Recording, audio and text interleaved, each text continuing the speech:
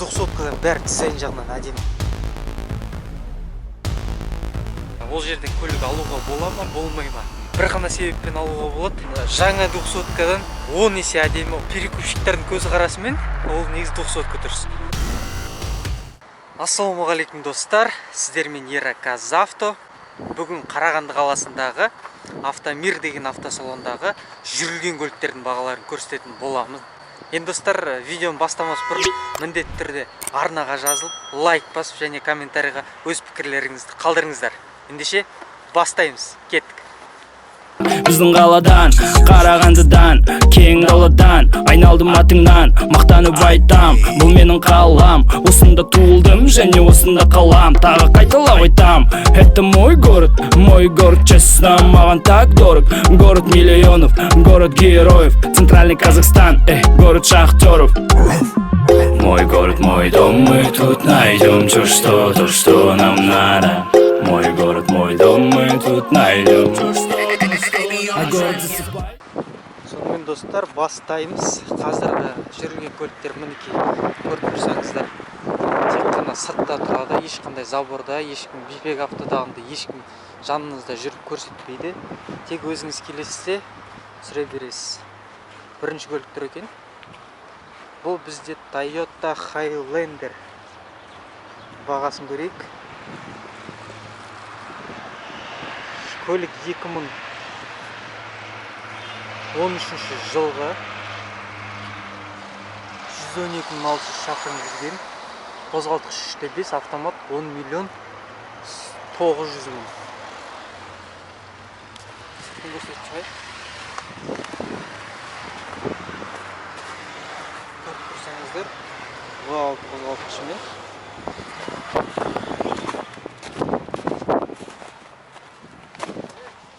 Екінші көлік Porsche Cayenne. Қазаққа жат көлік десе де болады.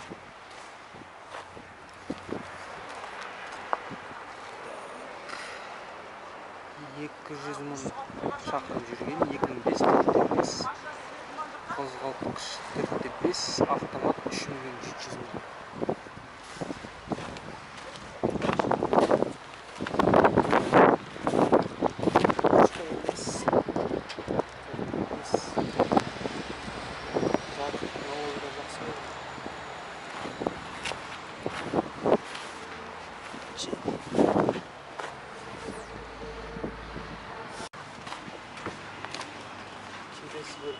Lexus RX 300 жасыл түс екен. 288 1999 жылы 3 литр автомат 3 миллион 200 мың.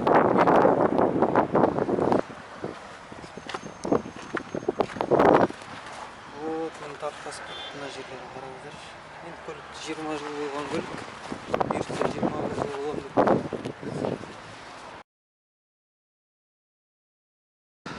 21 жыл болады бұйыртса. Жалпы жағдай жаман емес. Тәуір көлігі Mazda 6 дейді. Бағасы жүрілген шақырымы 10.300, 2018, 2.5 турбо, автомат. Бұл бағасын айтпай ақ қойыңызшы. 70-тің бағасын сұрап тұрған о Camry.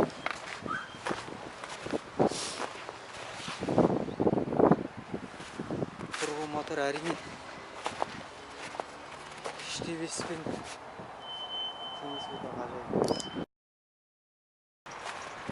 әдемі көлік екен, бірақ Шкода Суперб-ға өте артынан қатты ұқсайды екен. Одан кейін бізде Renault Sandero. Көлік 2014 жылғы 36 мың шақырым жүрген, 1.6 автомат. Ой, бағасы 3 миллион 700 мың дейтін аңғыраңыздар.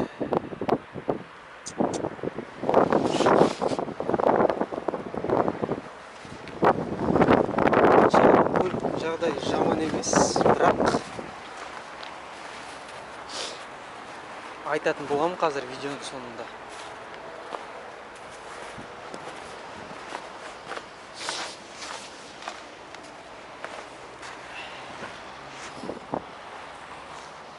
Одан кейін бізге қазақ халқына жат көлік Ford дейді. Скорее всего соткалардың құрдастары ғой деймін. Ford Expedition 230 мың шақырым 2003 5/5 автомат 3,5 миллион теңге дейді. 5/5 енді бізге қиындау болады. 5/5 жат көлік болғаннан кейін бағасы тарзан әрі ескі 2003 жылғы. Шіріген мірген жерлер жоқ. Шанақ жақсы жағдайда екен.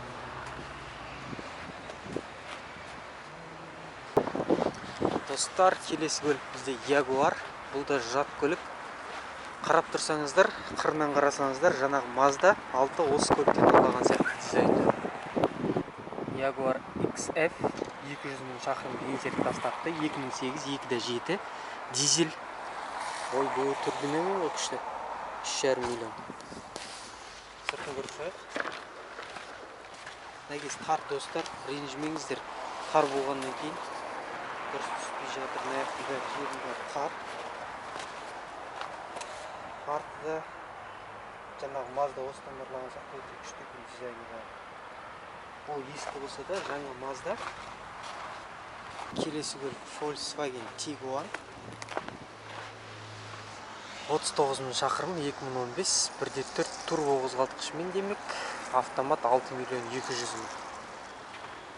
6 миллион 200 мың теңге.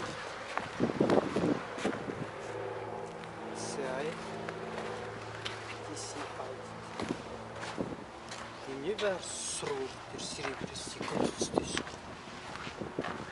Одан кейін Renault Duster менің жек көретін көліктерімнің бірі. Renault Duster 100 мың шақырым еңсерген 2014 1.6 механика 4 миллион теңге. Баға сөзіне сай емес. 1.6 алдыңғы жетектен ойын қарат, бірақ өзіне жарасады екен Duster. Мына жері майысқан екен. Чуть-чуть тас тиген ғой. Достар, келесі көлік міне Infiniti QX80. QX80 41 мың шақырым 2017 5.6 автомат 23 миллион 500 мың. Бағасы өте жақсы. Жақсы екен. Так, меніңше достар, түрі алдынан қарасам дельфинге бір ұқсайтын сияқты. Дельфинге. Артты өте жақсы. Меніңше 200-дан бәрі дизайн жағынан әдемі. 100% әдемі.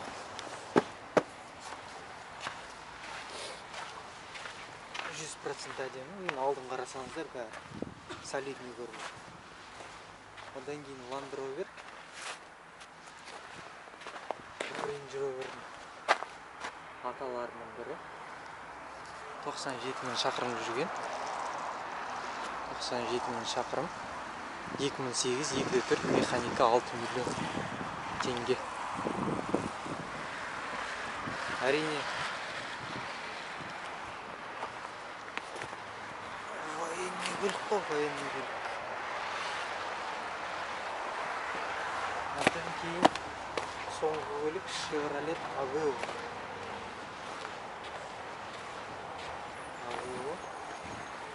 74 мың шақырым 2011 1.4 қозғалтқыш автомат 2 миллион 850 мың. Осы соңғы көлік.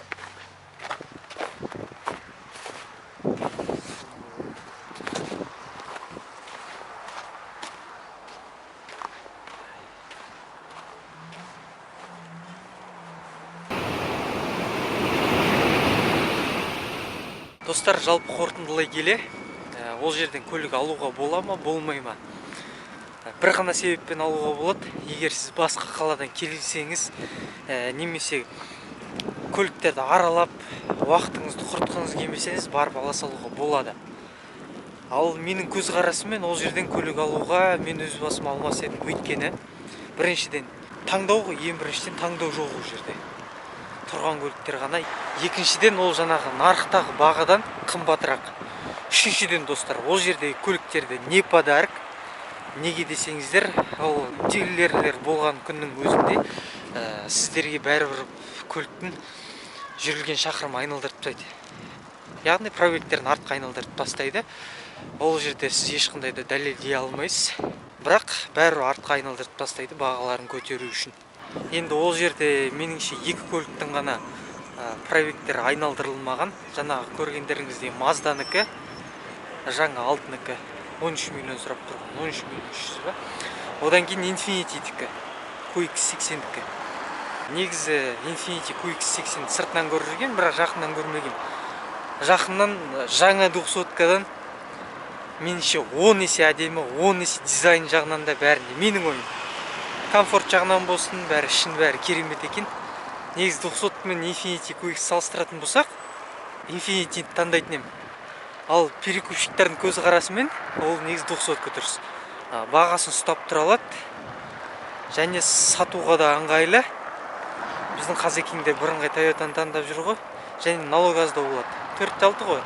Анау 5-6. QX80.